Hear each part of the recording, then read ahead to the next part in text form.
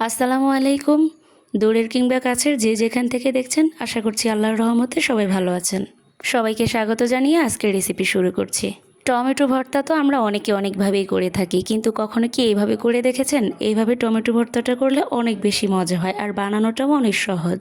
যত রকমভাবেই টমেটোর ভর্তা করা হোক না কেন, এইভাবে যদি একবার টমেটো ভর্তাটা করেন, এটা সবচেয়ে বেশি মজা হবে আর সবাই অনেক বেশি পছন্দ করবে। আশা করছি আপনাদের কাছে ভালো লাগবে, আর ভালো লাগলে চ্যানেল সাবস্ক্রাইব করে সাথেই থাকুন। এর জন্য আমি প্রথমেই বড় সাইজের 5টা টমেটো নিয়ে নিয়েছি। এগুলো কিন্তু ভালো করে ধুয়ে পরিষ্কার করে নিয়েছি। এখন কিছুটা মোটা করে কেটে নিচ্ছি। চাইলে আপনারা আপনাদের পছন্দ মতো নিতে পারেন। আমি 5টা নিয়েছি, আপনারা চাইলে কমিয়ে বা বাড়িয়েও নিতে পারেন। কেটে নেওয়া হয়ে গেলে সবগুলো একটা বাটিতে তুলে নিচ্ছি। এখন এর মধ্যে দিয়ে দিচ্ছি 1/2 চামচ পরিমাণে লবণ আর সামান্য পরিমাণে হলুদ ছিটিয়ে দিচ্ছি। লবণ আর হলুদটা টমেটোর সাথে ভালো করে মেখে নিব। ভালো করে মেখে নেওয়া হয়ে গেলে আমি কড়াইয়ের মধ্যে 2 টেবিল চামচ সরিষার তেল দিয়ে দিচ্ছি। চাইলে আপনারা সয়াবিন তেলটাও দিতে পারেন, তবে ভর্তাতে সরিষার তেলটা ব্যবহার করলে বেশি ভালো লাগে। এরপর তেলটা যখন গরম হয়ে যাবে তখন এর মধ্যে সবগুলো টমেটো দিয়ে দিচ্ছি। চুলার আঁচটা মিডিয়ামে রেখে এই টমেটোগুলো ভেজে নিতে হবে। এগুলো কিন্তু নরম করে ভেজে নিব। কিছুক্ষণ পর পর উল্টে পাল্টে দিতে হবে।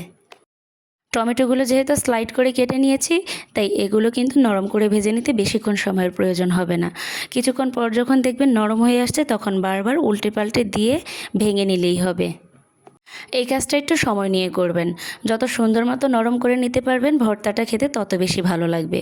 আমি একটি স্প্যাচুলা দিয়ে ভালো করে নরম করে নিচ্ছি। খেয়াল রাখতে হবে কোনো মতেই যেন পুড়ে না যায়, তাই চুলার আঁচটা কিন্তু মিডিয়ামে রেখে ভাজতে হবে। আমি টমেটোগুলো ভালো করে নরম করে নিয়েছি। এখন 2টা ডিম নিয়ে নিচ্ছি। টমেটোর পেস্টগুলো এক সাইডে নিয়ে এর মধ্যে 2টা ডিম দিয়ে দিচ্ছি। 5টা টমেটোর জন্য আমি এখানে 2টা ডিম ব্যবহার করেছি। আপনারা যদি টমেটোর পরিমাণ বাড়িয়ে অথবা কমিয়ে নেন, তাহলে ডিমের পরিমাণটাও সেই অনুযায়ী নিতে পারবেন। এখন ডিমটা ভালো করে ভেঙে নিচ্ছি। কিছুক্ষণ ভেঙে নেওয়ার পরেই টমেটোর মিশ্রণের সাথে ভালো করে মিশিয়ে নিব। ডিমটা কিন্তু বেশি শক্ত করে ভাজা যাবে না, যখন একটু নরম থাকা অবস্থাতেই টমেটোর সাথে ভালো করে মিশিয়ে নিতে হবে। আর টমেটোর পানিটা শুকিয়ে যাওয়া পর্যন্ত ভালো করে ভেজে নিচ্ছি। এই পর্যায়ে কিন্তু বারবার নেড়েচেড়ে দিতে হবে। সব দিক থেকে ভালো করে নেড়েচেড়ে যেন পানিটা একেবারেই শুকিয়ে যায়, কারণ টমেটোর গায়ে কোনো প্রকার পানি লেগে থাকলে ভর্তাটা খেতে ভালো লাগবে না। দেখতেই পাচ্ছেন টমেটোর সাথে ডিমগুলো ভালো করে মিশিয়ে নিচ্ছি, আর পানিটাও শুকিয়ে এসেছে।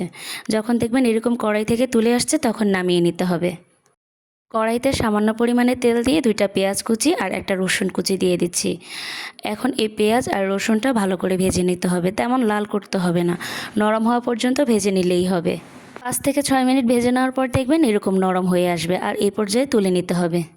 এখন আমি 5 থেকে 6টা শুকনো মরিচ মুচমুচে করে ভেজে নিচ্ছি। ঝালটা আপনাদের পছন্দ মতো ব্যবহার করতে পারবেন।